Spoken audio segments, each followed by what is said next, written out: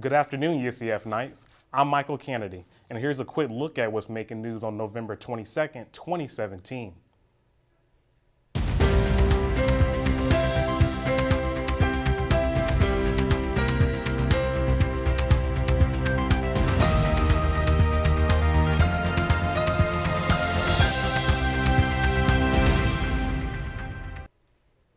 While most are getting ready for the holidays, the UCF Search Committee is working hard to find the next president. Nightly News reporter Crystal Ruiz spoke to some students about qualities that make up a strong leader. The Presidential Search Committee met for the first time Monday to discuss UCF's next president. Qualities and deadlines were on the agenda and discussed.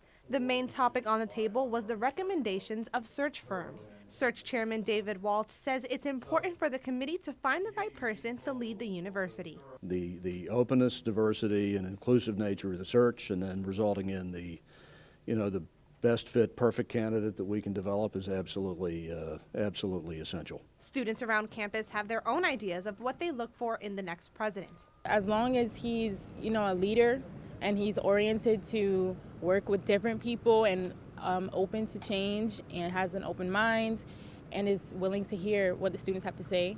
We have a lot of students from everywhere around the world coming in. UCF Global is growing, so just more inclusive. I think we've done a pretty good job, but somebody with that mindset would be very helpful. Walsh says leadership qualities are essential in the next president. Significant experience leading a large organization, hopefully, with a strong academic foundation. The chairman says the committee will learn more about the search firms and make their final decision on it in the next meeting. In Orlando, Crystal Ruiz, UCF Nightly News. The next Presidential Search Committee meeting is December 4th at 2 p.m. at the Student Union. The meeting is open to anyone interested in attending. President Hint's last day is June 30th, 2018.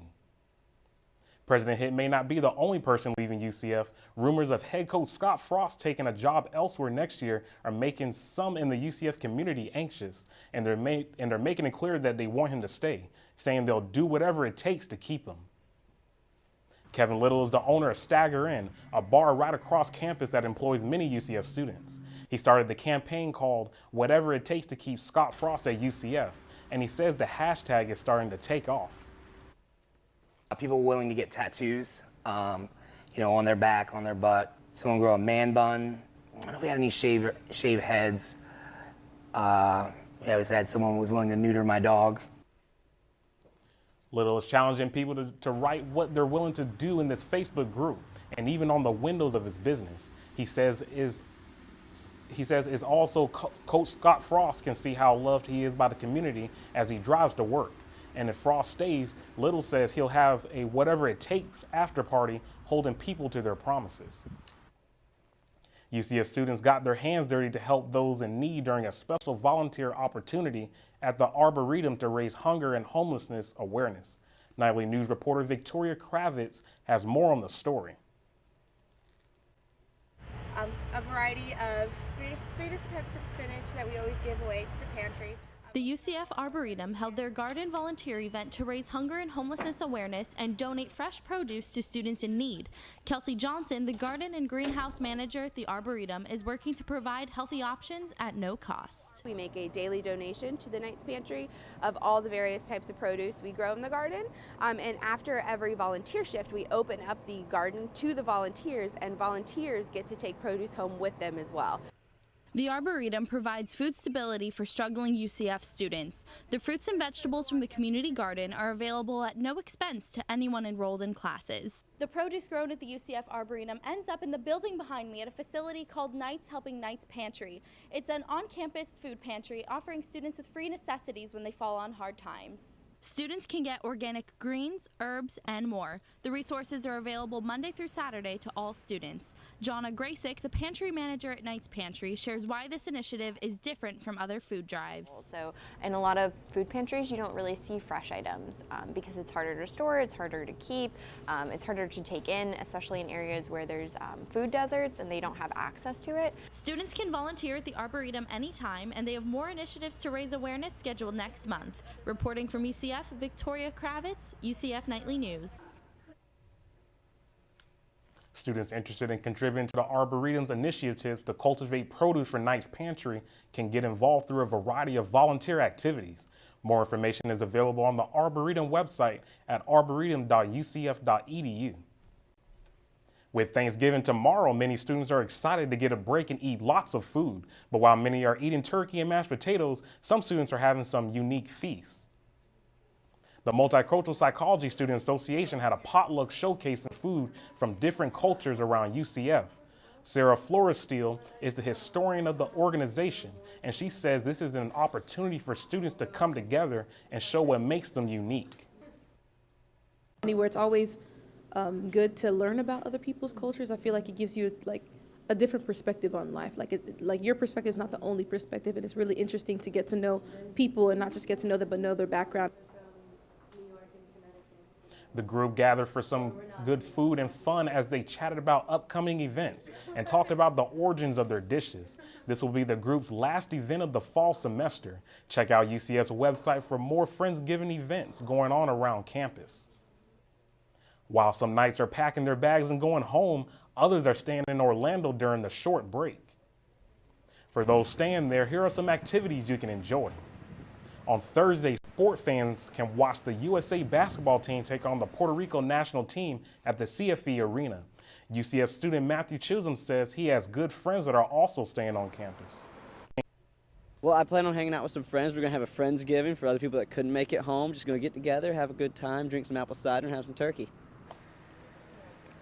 Students that aren't having Friendsgiving have other options. Cooper's Hawk Winery in Waterford Lakes is offering a traditional turkey dinner and pumpkin cheesecake.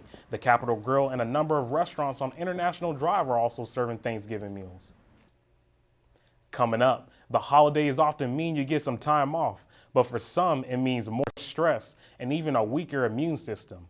Find out what experts recommend you to do to stay healthy this holiday season when we come back.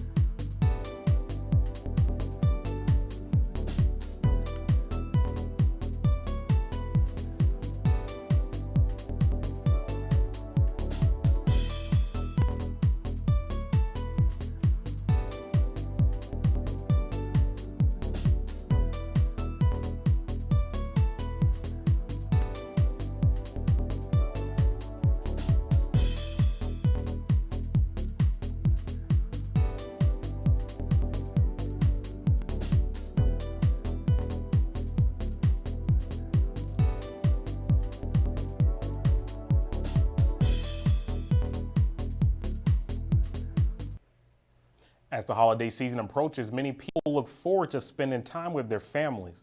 But what if that time is cut short due to an emergency?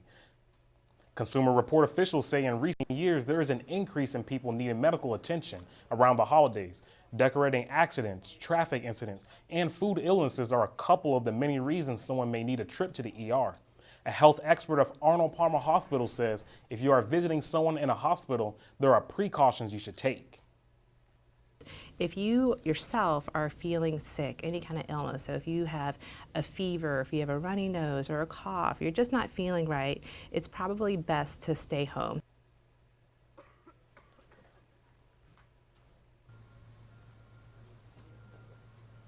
More Johnny says there are a lot of people seeking treatment in a hospital, and if a sick person comes in it, it can put other patients at risk. Consumer Report officials say the best way to make sure you don't need medical attention this holiday season is to not overdo food or alcohol and use the time to relax.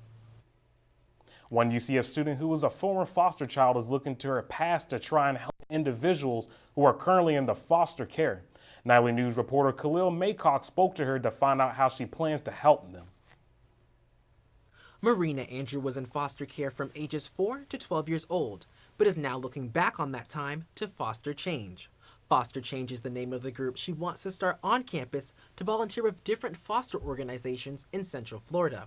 Andrew says she wants to send foster kids a message. It's okay to be themselves as long as they're not like hurting anyone. Just make sure that they're okay and have like a friend. It's a message that could now reach more children in Central Florida, since stated on a document from Florida Department of Children and Families, there were under 5,000 kids in foster care in 2015, a number that rose to over 5,000 in 2016, as stated on the same document.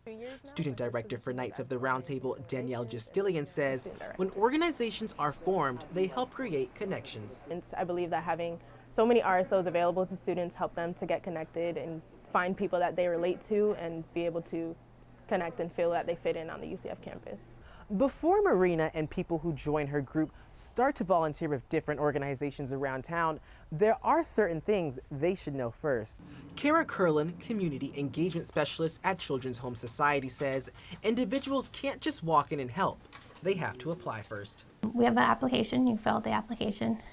It gets routed to me and I will look through it for approval. Andrew says she hopes she gets approval when she applies. In Orlando, Cleo Maycock, UCF Nightly News. Andrew is still looking for more students to join her group. For more information on the development of this group, students can go to Facebook and type in Foster Change UCF. This weekend, the finishing touches were added to a fluorograph honoring a UCF student killed 3 years ago. Brooke Dawkins was 19 when she died after being hit by a truck while walking near campus.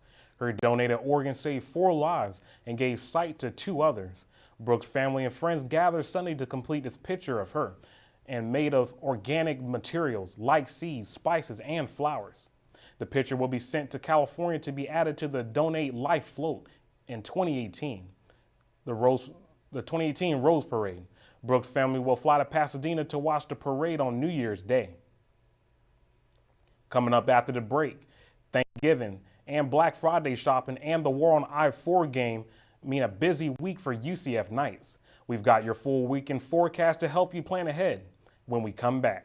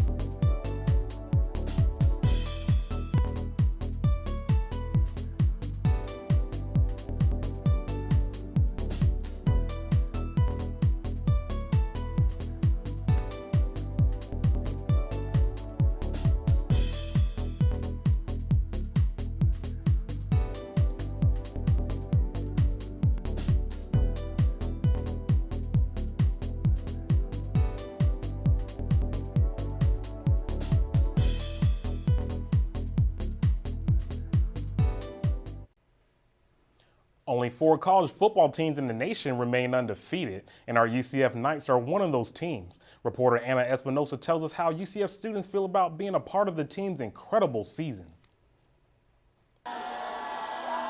There's only 1 game left in the regular season for the UCF football team.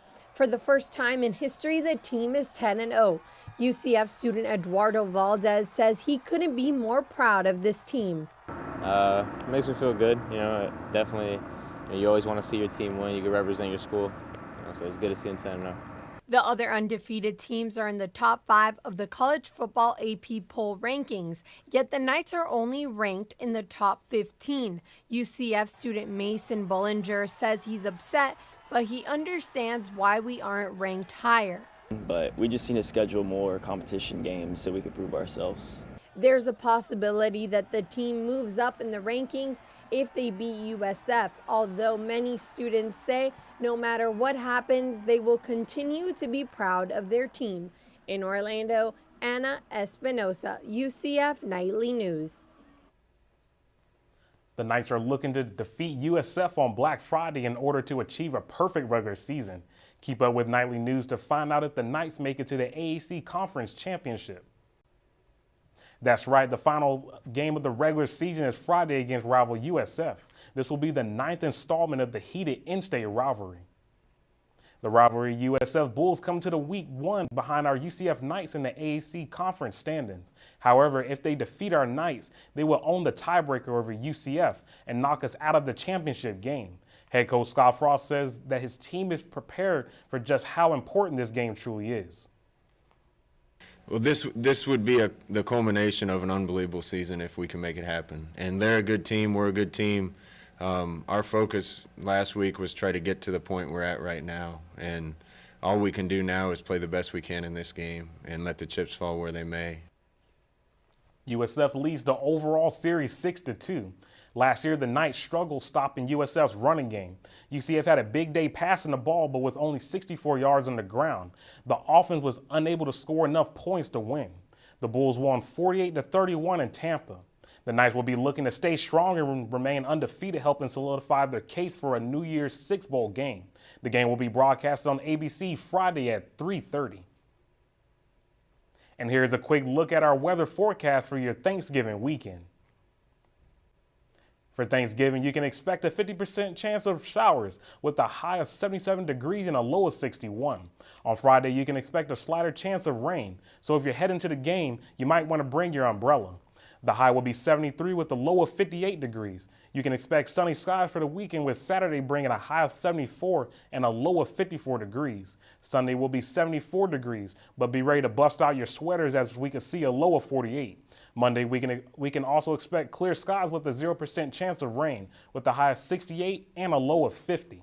That's all the time we have for now. Be sure to watch our Thanksgiving special tomorrow and our Black Friday webcast on Friday right here at 1 p.m. Be safe during the holiday break nights and have a happy Thanksgiving. I'm Michael Kennedy. Thanks for watching and have a great day.